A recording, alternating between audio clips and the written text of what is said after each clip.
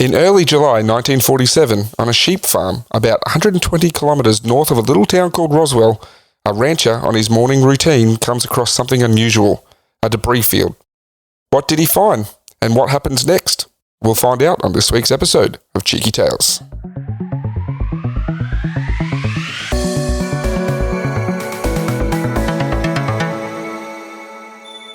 Hello, and welcome to another episode of Cheeky Tales. I'm your host for this week, John, and with me is my boy, Aaron. How are you, boy? Hello, boy. I'm good. That's good, boy. Good to hear. Is this a spooky alien episode? It's kind of a bit of a spooky alien episode. There's something in the back room. I still don't see any Titanic models around. What's going on? I should actually have a look around before I say that. No, there's no Titanic. Not. It turns out my attention span is limited for things like that. You've moved on to the next I've moved on. Fair enough. Well, you may have guessed it from the introduction, which you did, but I'm going to tell you about the Roswell incident. Oh, really? I didn't get that at all from the intro that mentioned the word Roswell. Yeah, have you heard of it? No, I've never heard of this at all. You're joking, right? Yes. Okay. Of course I've heard of the Roswell incident. Do you believe in UFOs? I believe aliens exist. Do I believe that we've ever run into them, though? No. Or do they have crashed in a... No, I think it's too big. The universe is too big. I just think, I think if they're out there, they're out there for almost certainly. Well, yeah, like you said, our galaxy is massive. Yeah. And then we can see other galaxies from here. Yeah. I don't think they could get here. Okay, fair enough. Anyway. You know what? I challenge them to get here right now. Are we sending cheeky tales out into the cosmos, are we? I hope so. That would make me very happy. What, with the little blue dot past the yellow sun? Yeah. Oh, should we be giving directions? I don't know. Yeah, why not? Okay. What are they going to do? Get here? Shouldn't have left the window open. I was going to say, why are you looking out the window? This episode was tough for me, boy. Is it because you can't read? It's not because I can't read. It's... Can you read? Yeah, I can read. Okay, good. I'm reading right now. I'm reading my notes. Very specific notes. Yeah, very specific notes. It's tough for me because I've heard of this incident growing up, as many people have. Yeah, not me though. Never heard of it. Quite young. I remember being quite young when, first hearing about it or whatever like that. I don't want to say I believed it was a UFO, but I can't really say I didn't believe it either. I don't know. It's just, it was really interesting doing the research and having to really critically think about it for the first time. Yeah. It's really hard to explain. And the other thing is, this research, it chewed me up and spat me out. Yeah, there is so much information out there. Yeah, and I'll bet all of it is logical and well researched and referenced well and not at all garbage. And not just on Wikipedia. Yeah. No, I'll bet you didn't use Wikipedia. I use Wikipedia. There's history.com. There's, history.com. Do you know how many books out there at least 2 have been written about at least 2 this incident? Yeah. There's so many books referenced. More than 2? More than 2. Okay. I've got a website open here. It's literally a Roswell.org? No. I don't know where I got it from. Just type in Roswell.org. Does that exist? I couldn't tell you because my laptop doesn't have internet at the moment. Let me do it. You can do that. Yeah. While you do that, I will tell you about this document. All right. It is media.defense.gov and it is the Roswell report, and it is a 999-page report on Roswell. It's just one report, 1,000 pages, and not to mention the books, the so-called video documentaries. Yeah, right. This thing is massive. This research spat me out because there's just so much of it. So hopefully I'm going to do it justice, and even if you don't, at least make it fun. Yeah, I've got to try and make it fun. So Roswell.org does not exist, but this is when you go to a website that doesn't exist and it's an ad for buying it. Yeah. Look at it. It's got a UFO on it. They know their market. Nice. We might get into a bit of that kind of stuff at the end of the episode. I don't have it written down in my notes, but I've got it up here. Like I said, there's so much information out there. If you ever want to, it's not hard to Google. If you want to, there's plenty of videos and stuff like that. It's just, like I said, there's just so much. And I found it really tough trying to get everything I've read and watched and all that and put it down into some sort of notes for the episode. But let's get into it. Well, before you do that, do you remember our little weird incident last time we recorded? I just remembered something else I wanted to get into before we started, but no. Just go to my story then. Your phone call. Yeah, so you remember we had that weird phone call last time we recorded? Yeah. There has been an update. Ooh. Yeah, I didn't tell you about this until just now. But you're still here because I remember joking that you weren't going to be here. I'm and I was going to be dead, dealing with new Aaron. I think they were trying to get me. Was it the Matrix? No. Okay. I mean, it might be. So earlier this week, not this week, last week, I'm at work. It's like maybe 5:30, having a chat with a few people. In the afternoon? Yeah. Yep. Random phone number calls me. I'm like, oh, that's weird. Could just be someone from work that I haven't saved their number. So I answer it, and it's, let me put this delicately, a non-English speaking voice. Yes. And they're like, oh, hey, it's whoever's name from Roy Morgan Research. Oh, trying to do a survey. Is this Aaron? I'm like, who's this? Oh, no, they started it with... They just said who it was. Yeah, so I got that wrong. They started with, is this Aaron? Yes, right. And I'm like, who's this? And they're like, oh, whoever from Roy Morgan Research. You know, we're just doing a survey on people about the effects of COVID-19 on the economy. I'm like, all right. And so they're like, oh, okay, yep. So have you got a job at the moment? I'm like, sorry, who's calling? Oh, you know, whoever from Roy Morgan Research. Why are you calling from a mobile number? Boop, boop, boop. Yeah, so it hasn't ended. The weird calls continue. The mystery continues. Yeah. I mean, I get like calls every day saying that I've purchased a $700 Apple product from Amazon. I mean, stop doing that then. Anyone who knows me knows that's not Apple. true. He buys stuff from Amazon all the time. I do buy stuff from Amazon all the time, not Apple products. Buy stuff on somebody else's Prime account. I have my own Prime account, thank you very much. Yeah, you didn't use it. It was a $1.50 movie, get over it. $1.15. You're drinking a $5 Canadian club that I've given you. How many beers have I given you, boy? Lots, I know. I shouldn't have brought that up. The thing I wanted to bring up, boy, is this episode will be released on the 35th anniversary of Balloon Fest. Oh, our nice. first episode. First episode, the one with the worst audio. Yep. And the most nervous host. Yeah. And every man. But yeah, this comes out on the 28th of September. So I still love that story. That's still my favourite. Obviously, I only realised I remember because... We did a whole thing the other week where you tried to work it out. That too, and it's 2 days before my birthday. And it's the same year as my birthday. Yeah. So I know exactly this. Yeah, and I definitely know your birthday's coming up. You should. Just update your... calendar? No, definitely not the calendar. I'm updating your contact in my phone. All right, so let's get into while Roswell. I'm not distracted, do that. What's your name in my phone? Oh, has he got something weird? It's backwards. Oh, no, that's right. Serious Business Associate the second or something. Yeah, all right, get into it, boy. I'm paying attention. Okay, so first off, we're going to discuss the facts, as you might call them. Okay. The evidence, as I called it last week. When I say facts, I mean these are the, like I said, facts or whatever, that are on both sides of the coin accepted. So like people who believe it's an alien event. Yeah, and people who don't. Okay, so they both look at all this and go, yeah, this is what happened, all right? And then afterwards we'll get into theories and conspiracies, stuff just like quickly, that. 30th of September, that's right, yeah? Yep. Cool. I mean, I know that. And what year? 1968? Yes. Got him. So we'll start with the discovery.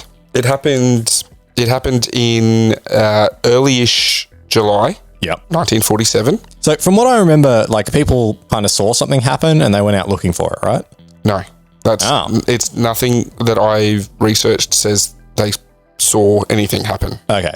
So nobody was out the back like, no fireball or anything like that. There is another incident that if we've got time at the end, we can quickly cover that happened in. But no, this was in early July of 1947. Yeah. Like I said, the rancher, William Brazel, who worked on J.P. Foster Ranch, he was out doing his morning thing, checking on his sheep. I'm pretty sure it was a sheep ranch. Checking on sheep and all that, and he's come across this debris field. Okay. So that's how it was found. So it's on his property? Or not? I think he just works on the ranch. It's someone else's property. He's just a worker on there. Okay. But he's not just like out wandering. No, he's out doing a job and he's come across this random debris. He was quoted a couple of days later stating that the debris field was, and I quote, a large area of bright wreckage made up of rubber strips, tinfoil, and a rather tough paper and sticks. Okay, so it sounds like a kid's art project. It does sound like a kid's art project, doesn't it? So that's a pretty weird thing to come across, like when you're doing your job, though. Well, yeah, if you're just like, we're not on a ranch, but you go for a walk down the road and there's a field down there, and then you see metal and like out of place. Yeah. What's the weirdest thing you found when you're working? It's not really weird, but when I was working in Housing Commission, we'd have drug houses. Yeah. I thought you were going to tell me about the body. Oh, yeah, there was a body. I did find a body once. Oh. Well, that's a downer. Yeah. I found a poo-filled drain. Punami.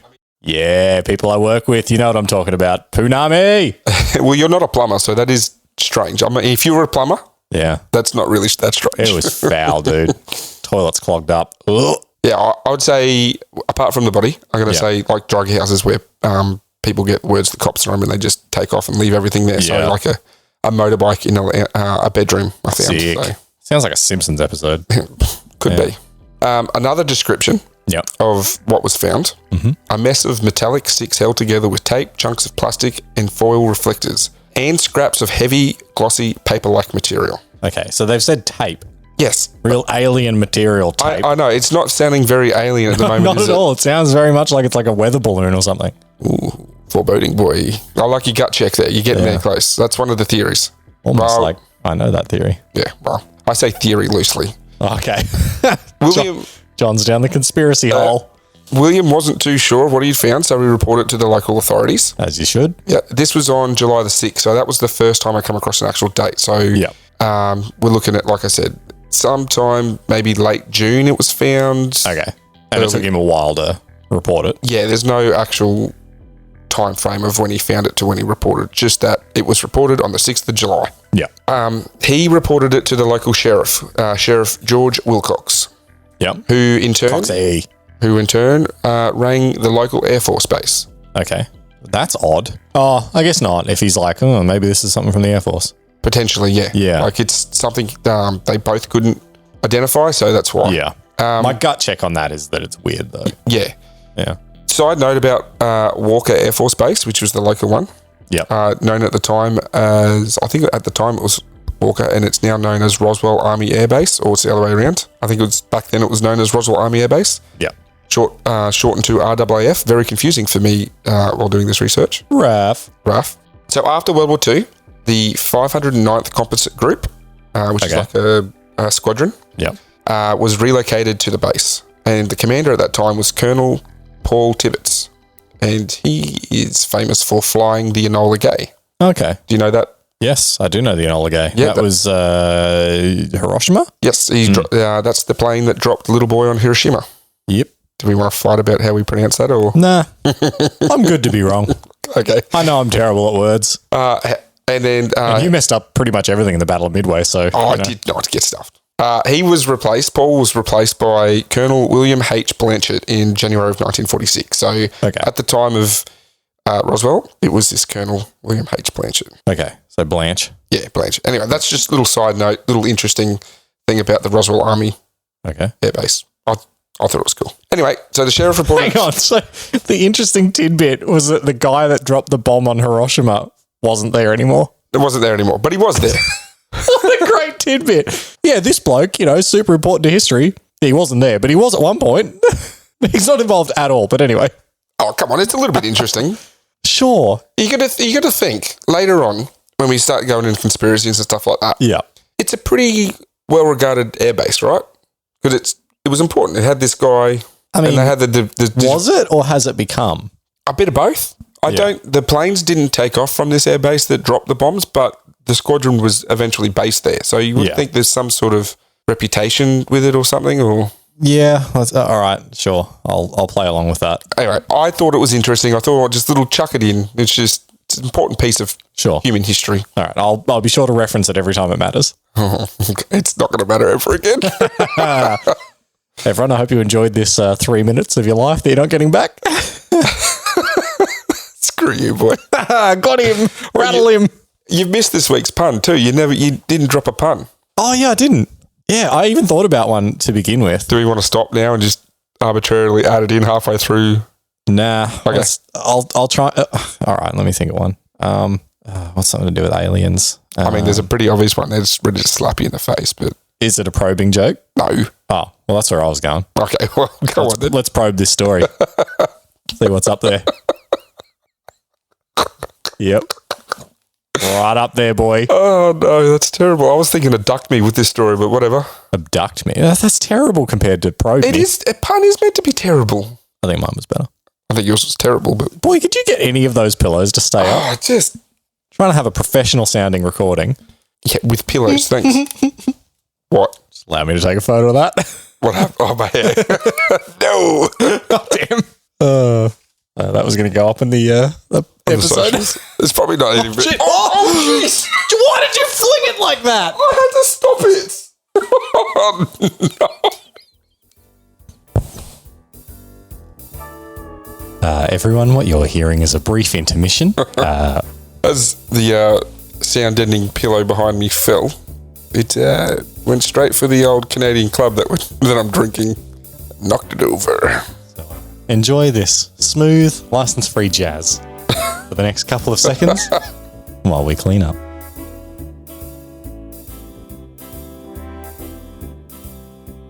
All right, boy. That's all clean now. Let's get back to it. I'm disappointed I've wasted half my drink. It was basically full, wasn't it? Pretty, 3/4. Yep. Not anymore. So the sheriff reported what he'd found to the military, specifically Intelligence Officer Major Jesse Marcel. Not the guy that dropped the bomb on the... No. Oh, okay. No, we've moved past that not relevant, interesting bit. He assembled a team and headed out to the ranch. Yep. There's not a lot of detail here, but I'm guessing around about July 7th, they inspected the debris and there was reports from neighbours and townspeople of trucks leaving the ranch over the next couple of days. Okay. So guessing what they were doing is they were taking whatever they found back to base. However, the next day is when it gets interesting. Ooh. On July 8th, 1947, RAAF, which is the Roswell Air Army. Yep. Roswell Air Army Force Base, whatever. I'm sure that's exactly how it's written on their I've badges. completely... Roswell Air Army Base, whatever. Force, whatever. Roswell Army Air Base. There you go. Yep. Where's the F come from? I don't know. All right. I don't know. Wow, so you know about Mr. Tidbit or whatever his name was, but you don't know that. I'm just looking up notes. It's not going to matter. I don't know why. All right, skip it. Move on. So yes, the next day, the Public Information Officer, Walter Hutt, H-A-U-T, issued a press release stating that personnel from the field's 509th Operations Group had recovered a flying disc. All right. Which had landed on a ranch near Roswell. This was then published by numerous newspapers. So that day and the next day, there were multiple newspapers with the headlines, Army Captures Flying Disc. Okay. So somebody's got hold of it, decided to tell everyone. This was a military public information officer who's gone out and released this to the newspapers like a press release saying that we've captured a flying disc. So no one said to him, hey, mate, shut the hell up. Not yet. Okay. That's one of the things that comes next. So on the next day, so July 9th, newspaper Roswell Daily Record printed an article saying that the object found was a weather balloon. So the day after saying that the Army had captured the flying disc, now they're saying it's a weather balloon. Okay. And this is where the earlier quote where I said the guy who found it was saying like paper and sticks and all that, this is where his quote comes from. It was on that news article saying that... so his was on the weather balloon one? Well, on the weather balloon article, he was quoted saying that it was just sticks, and I can go back and say that again. A large area of bright wreckage made up of rubber strips, tinfoil, and a rather tough paper and sticks. Okay. Again, there's a bit of hearsay coming in, but I did read something saying that one of the officers that were dealing with this received a message from the FBI. Like saying, yes, this is a weather balloon type of thing like that. So, but there's no like evidence that actually happened? No. On the socials... Put that on the I don't believe pile. On the socials, I will be getting a picture. There's like a picture of the newspaper article saying Army captures flying disc. Okay. I'm not sure if I've seen one that says weather balloon, but I'll have a look and we'll get it up there anyway. But consecutive days, 2 different official stories coming out from the government and the military. And that's pretty much it. Yeah. That's... Okay. Nothing was heard of this, again, for almost 30 years afterwards. Like, it happened in 1947 and renewed interest in it didn't come back until about 1978. All right. So that already says to me there's been a lot of time between incident and people starting to give a crap about it. So what brought up the incident back up was in February of 78, Jesse Marcel, which was the intelligence officer. He was interviewed he was interviewed in February, and in November of that same year, the interview was released in a documentary called UFOs Are Real. Sure. It wasn't until 2 years later, in 1980, another interview was aired with Jesse Marcel, saying that, and I quote, okay, "They wanted some comments from me, but I wasn't at liberty to do that. So all I could do is keep my mouth shut. And General Remy is the one who told the newspapers, I mean the newsmen, what it was, and to forget about it. It was nothing more than a weather observation balloon. Of course, we both knew differently." Okay, so he's certain this ain't no balloon. Yeah, he's pretty certain that it's not a balloon. Okay. So now let's get into some of the theories. Oh, let's go. The first one is a weather balloon. Okay. Pretty cut and dry. Yeah, so this theory... from what I've heard, that's what I believe. Yeah, so pretty much all I've got for this is just what the government has said constantly. There is a picture of the intelligence officer, Jesse Martel, with some debris. It's black and white, whatever. Again, that'll be on the socials. But yeah, that's it. It's just what the government has said over the years, that it's just a weather balloon. Nothing else to worry about here. Nothing else to worry about. Go look over there. Yep. Until 1994. Okay. Which leads us into the next theory. Right. So I'm 2. Hey? I'm 2 at this point. What do you mean you're 2? 94. Oh, right. Okay. Yeah. The next theory is... I'm pooping my pants. What's going on in Roswell? Project Mogul. Okay.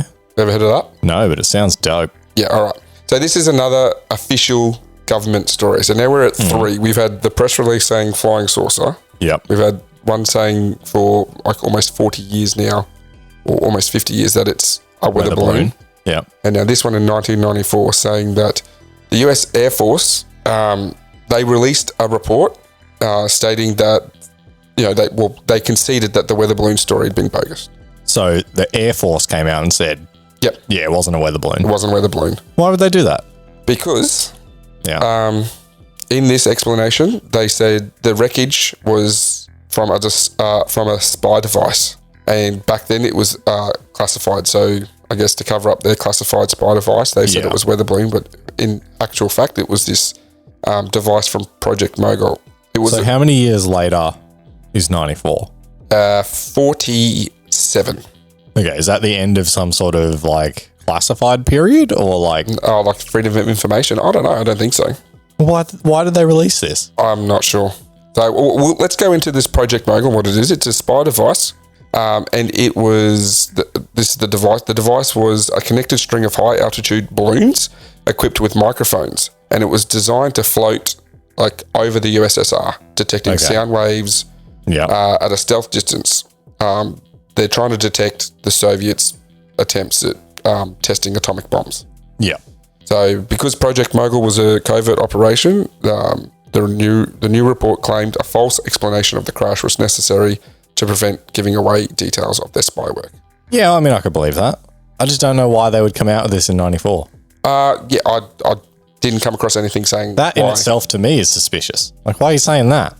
Why just out of the blue they're just oh, you know that thing that nobody's asking us about? Yeah, this.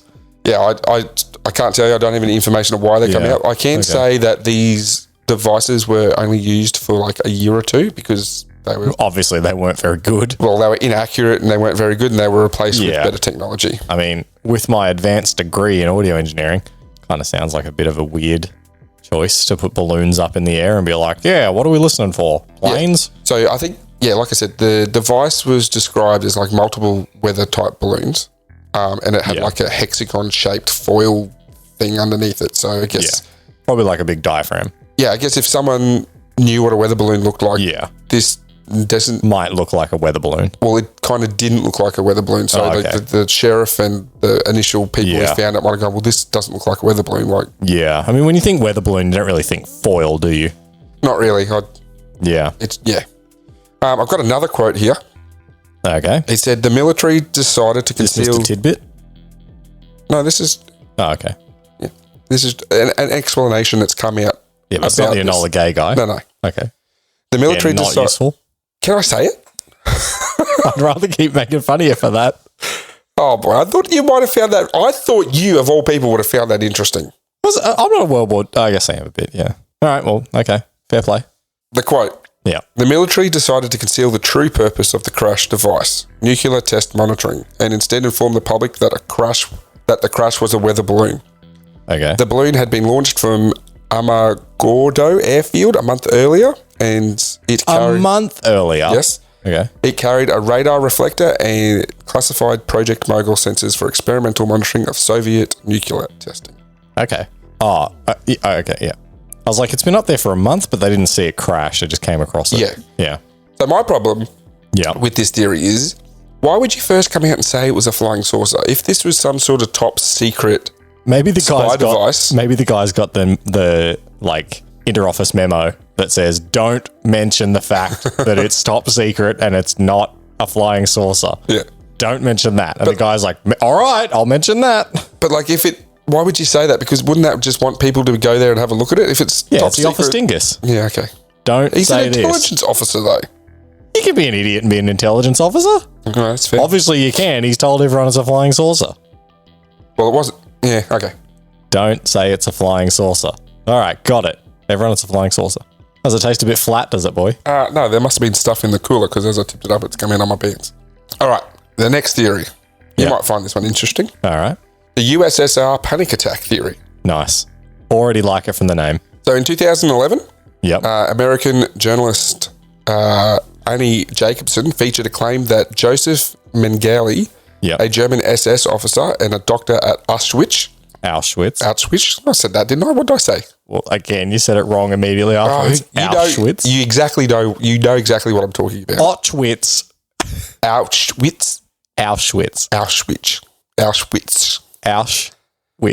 Mortis and tendon joints. Okay.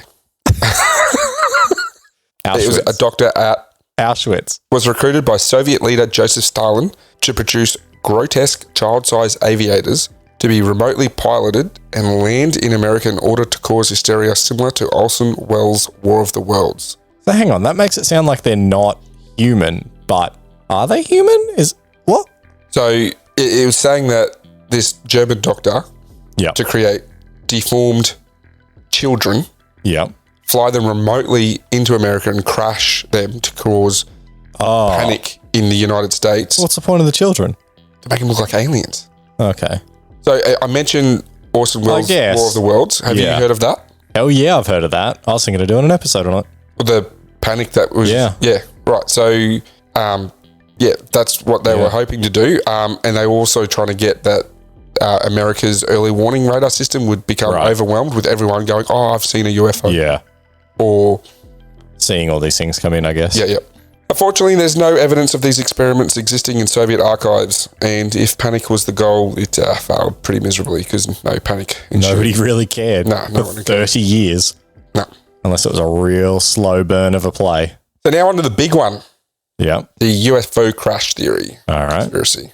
This is, like I said, this is a big one. There's so much to read about it. My head is swimming with all the information out there, and I just got completely lost in the weeds. Yep.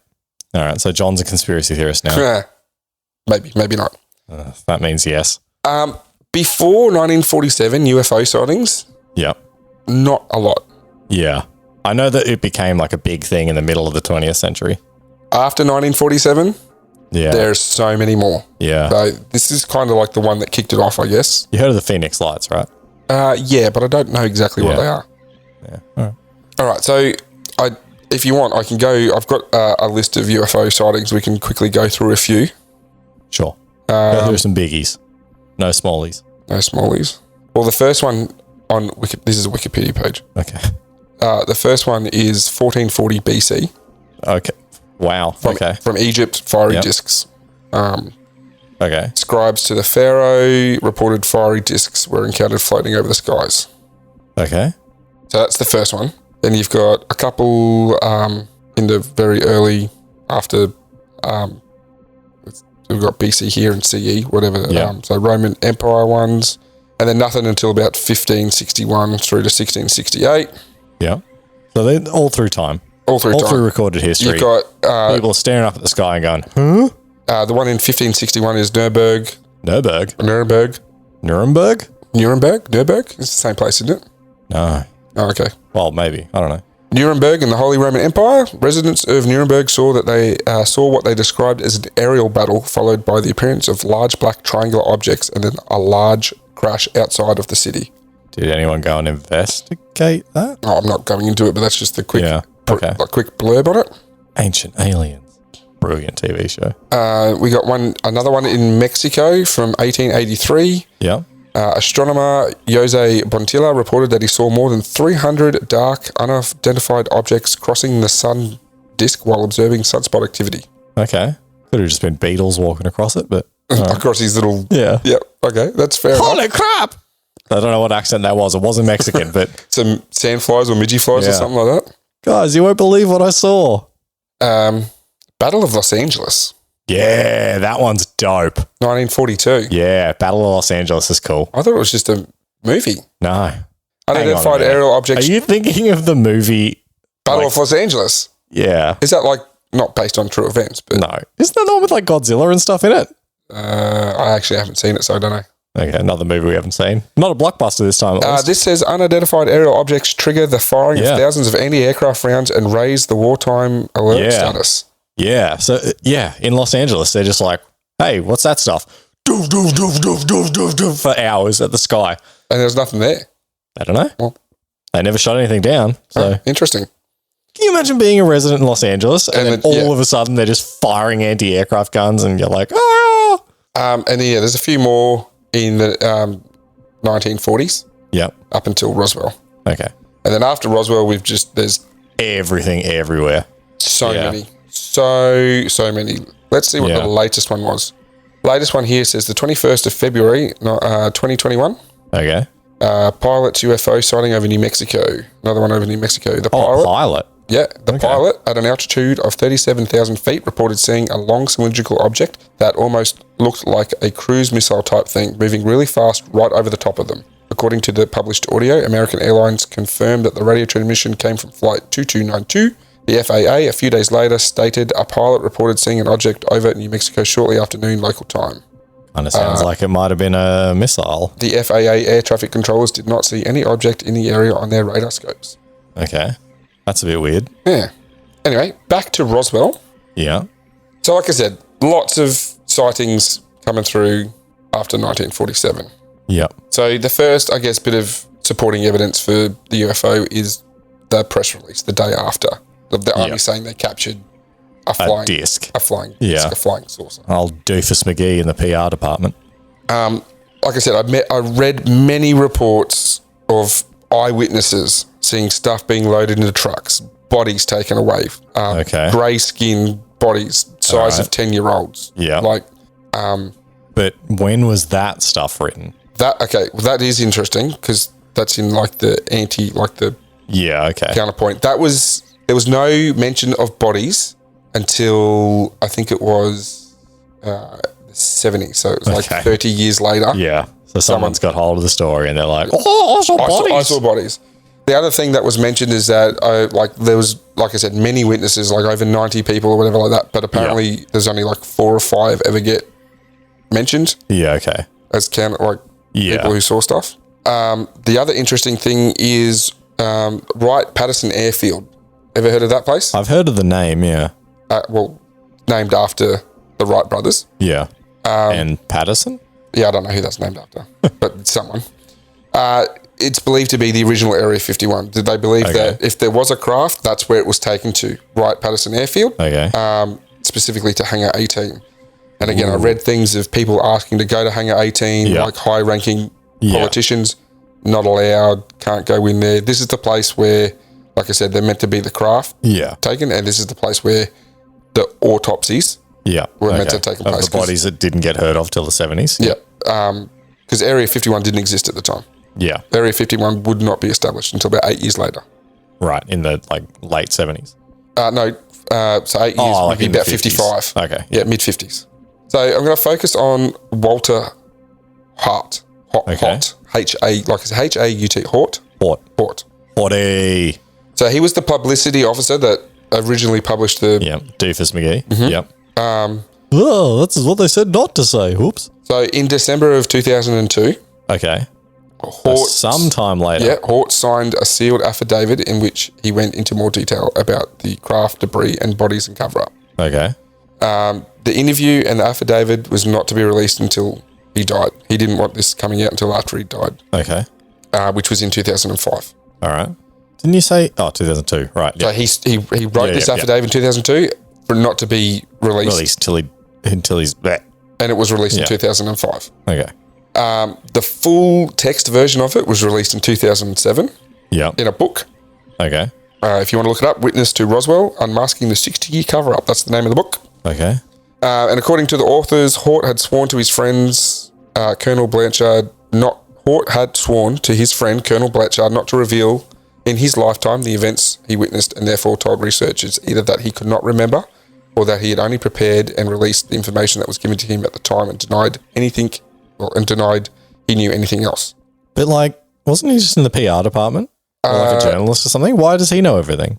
Well, he was there. He's part of the military. He's a media officer, I guess. Yeah. So. All right, sure. Yeah. I guess I'm pretty sure he was there at the base when all the stuff coming in. Anyway. Seems like also in a great position to just make stuff up. Well, he's also friends of the guy in charge, so maybe he was just hanging around. Yeah, so righto. In his affidavit, Hort stated that on July 8th, 1947, following the press release he put out in the afternoon, he was taken out to a base hangar by Colonel Blanchard. There he saw an egg-shaped craft about 15 feet long and several small bodies about 4 feet tall with large heads. Okay. He was convinced the bodies were alien and had come from the crashed spacecraft. Okay. So he's saying that he saw... So he reckons the egg-shaped craft is the spacecraft. What they found, yep. Okay. He also stated that there had been 2 crash sites at Roswell that he'd become aware of. The first, a large debris field about 75 miles, or what's that in kilometres? 130? Sure. 130 kilometres northwest of Roswell. Yep. This is the site that we know of where the rancher found. Okay. And the second about 40 miles north of town, so what's that, about 80 kilometres, where the main craft and bodies were found. So the one that we knew of was just a little debris field, and there was a secondary crash site where that's where the craft and the bodies were. So the rancher didn't find that. Yeah. Whatever. Said the north side, this says the north side had been, the north site had just been found by civilians on July 7th, and apparently word had already gotten out about it to the public. Right. So they reckon the other site was one that they already knew about, but the other one that civilians found? Yeah, it says, that's confusing. Okay. That's confused me. At the staff morning meeting on July 8th, which Hort said he attended, key officers at the base were briefed and strange debris was handed around, which nobody could identify. Hort also said that there was a discussion as to what the public was to be told. General Ramey had flown in to attend the meeting. Hort said Ramey suggested telling the public about the more distant debris field as a diversion from the more accessible and more important bodycraft site. Right. He felt Ramey was following orders from the Pentagon. Hort also added that he was not aware at the time exactly what information was to be divulged, but the press release he put out a few hours later spoke of the more distant site in general terms, saying that the Army Air Force had come into possession of a flying disc with cooperation of a local rancher, and it was being flown on to higher headquarters after being examined at the base. Okay. Higher headquarters quickly turned out to be General Ramey in Fort Worth, who within a few hours said the flying disc was misidentified weather balloon. Right. So cover up. So the cover up, I guess, begins. Yeah. But so this is all, like I said, released after his death. Yeah. And it makes me believe, he made a promise to his mate. Yeah. Not to say anything, but if he was out to get rich or famous, he would release it when he was alive. Yeah. Yeah. I don't know, man. It just seems like people who were there that weren't military were like, it was a bunch of sticks and tape and bit of foil.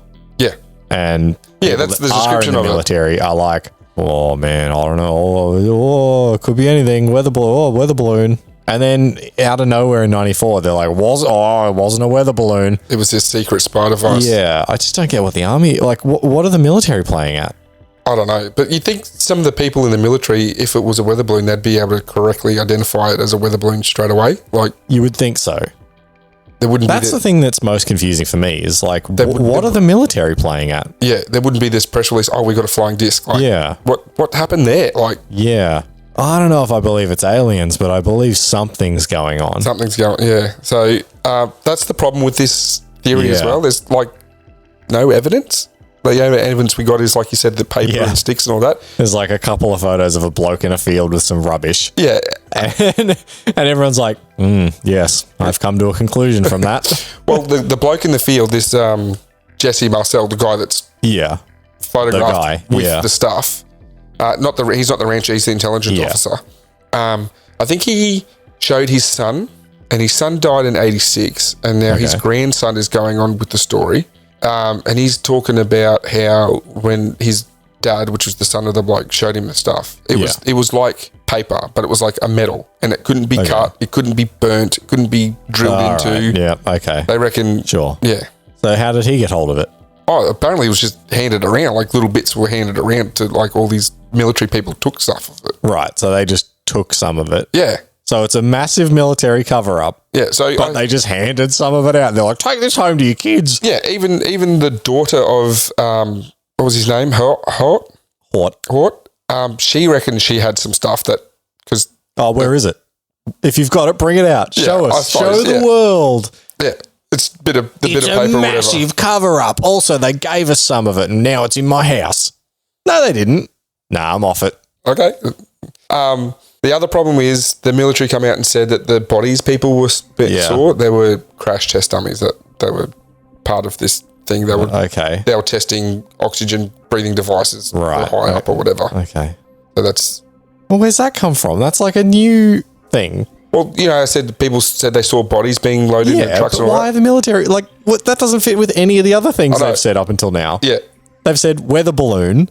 They've said something to determine if the Soviets are firing. Yeah. Oh, well, they reckon they had test dummies up there with experimental breathing devices in the same thing. Why is nobody making sense in this? This is why I got stuck with this research, because there's all this different stuff. You're just like, what?